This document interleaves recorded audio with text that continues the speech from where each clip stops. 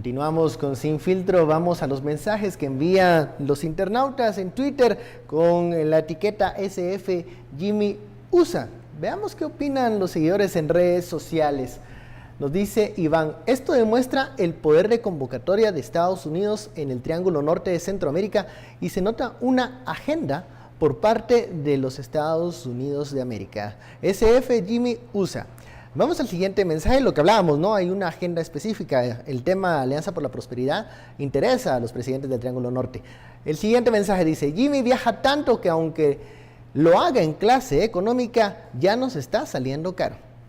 Bueno, esto en respuesta a una foto que circuló en redes sociales, que subió la Secretaría de Comunicación, donde el presidente viaja en clase económica. Nos dice este usuario, no le pidan a alguien que no puede ni con el gabinete, ni con su bancada que negocie. Él llega a recibir instrucciones. Lapidario, el seguidor de redes sociales que pues dice, no va a haber negociación, él va a escuchar, a recibir instrucciones de parte del norte. Bueno, antes de este corte hablábamos de esta figura que ha venido a descolocar a la clase política norteamericana. Estamos hablando de Donald Trump, ahora ya casi seguro nominado, mejor dicho, es el nominado republicano si algo no sucede en el camino. Pero bueno, ¿debería el presidente Morales tener en cuenta el factor Donald para la relación con Estados Unidos, Philip? Sí, vean, a ver, todo parece que la elección norteamericana, salvo ocurra algo extraordinario en alguna de los dos partidos, va a ser Donald Trump contra Hillary Clinton. Si gana Hillary Clinton, es más de lo mismo. Sí, no, ahí sí no nos complicamos. Es la misma política de Obama continuada otros 4 años. Si gana Donald Trump, a ver, hay algunos temas que podrían cambiar. Por ejemplo, el tema del interés de Estados Unidos en Centroamérica no va a cambiar. Ese es un tema de seguridad nacional y es un tema geopolítico, y la agenda de seguridad de Estados Unidos se hace de forma quinquenal. O sea, hasta el 2019 tal vez, si nos va bien, nos van a sacar de la lista de amenazas.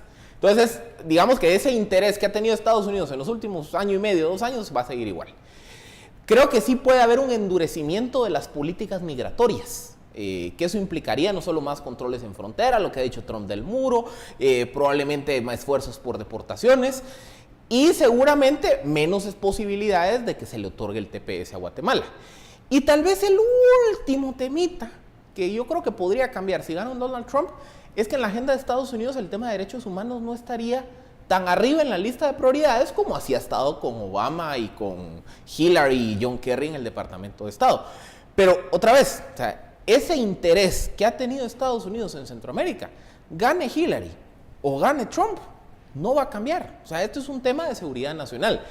Lo complicado para Guatemala es el estatus de nuestros migrantes, porque creo que con un Donald Trump sí se le puede volver mucho más compleja la vida para los inmigrantes indocumentados, no solo guatemaltecos, sino de todo el mundo, ¿verdad? Todos los latinoamericanos.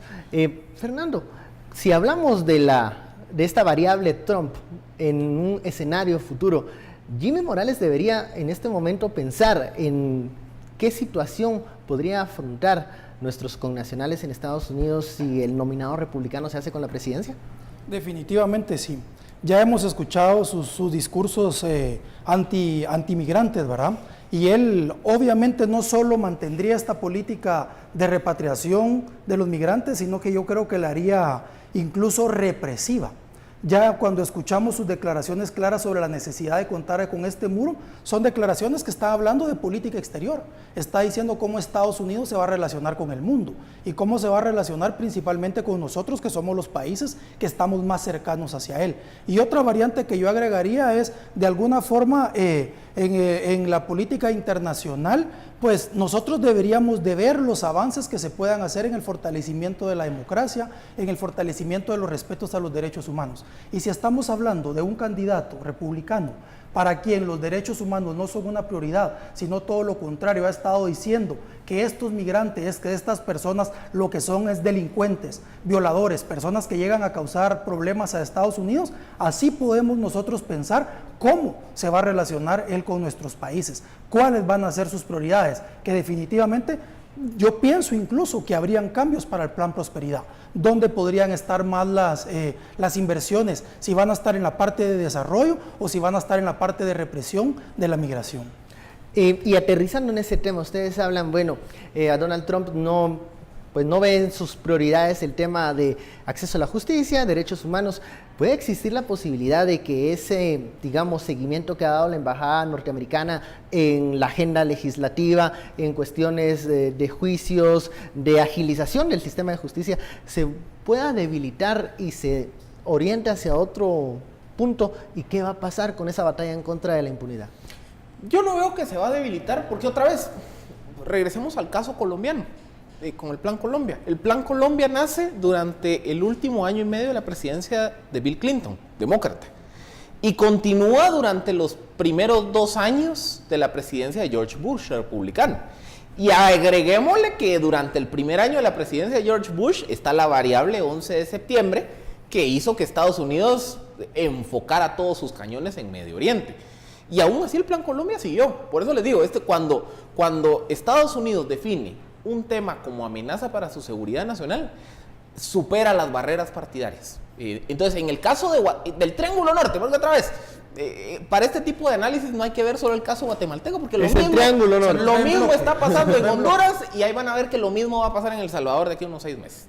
Entonces, todo lo que tiene que ver con depuración de estructuras de corrupción, fortalecimiento de la justicia, fortalecimiento de las fiscalías, agilizar los procesos judiciales, va a continuar. Ese es un tema de agenda de interés nacional de Estados Unidos. Tal vez, como les digo, ¿cuál podría ser pequeños cambios de política? Durante el periodo de Hillary Clinton al frente del Departamento de Estado y ahora de John Kerry, se ha visto una agenda fuerte en tema de promoción de derechos humanos. Entonces, por eso es que vemos a un Estados Unidos acompañando los procesos contra exmilitares.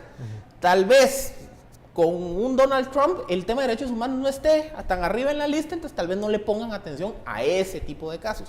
Pero todo lo demás va a seguir igual. O sea, ahí sí no nos hagamos bolas. Conclusiones, llegamos a la etapa de las conclusiones. La gira del presidente Morales, entonces, ¿qué resultados puede dar este viaje del gobernante a suelo norteamericano? Todavía se encuentra en Estados Unidos.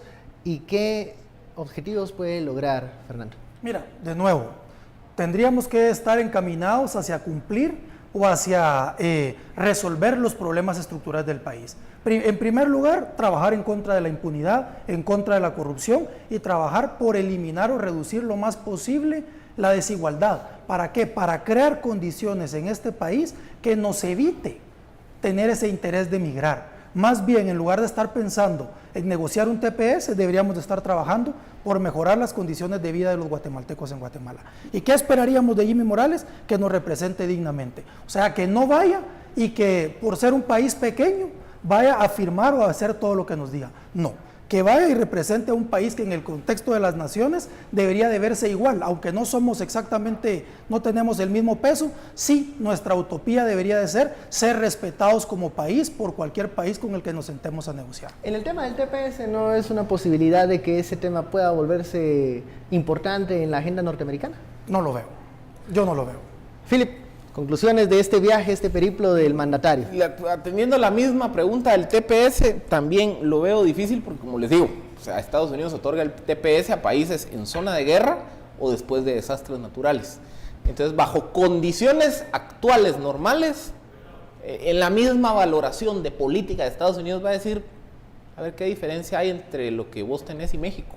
Para eso mejor le otorgo el TPS a México porque hay más mexicanos. O sea, no es un tema, por eso les digo, que la razón de otorgar el TPS generalmente trae acarreado un tema de zona de conflicto o de desastre natural. Ahora, hacer el anuncio, que es la tercera vez, él mencionaba que ya lo hizo al Departamento de Estado, luego al vicepresidente y ahora personalmente a Barack Obama.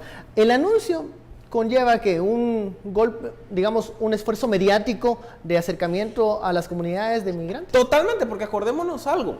Uno de los bastiones de apoyo político de Jimmy Morales en campaña fueron las comunidades migrantes. Entonces, quiera que no, eso sí hay que reconocerle al presidente que está atendiendo la demanda de uno de sus bastiones de apoyo, que es decir, pues yo estoy viendo cómo les consigo el TPS.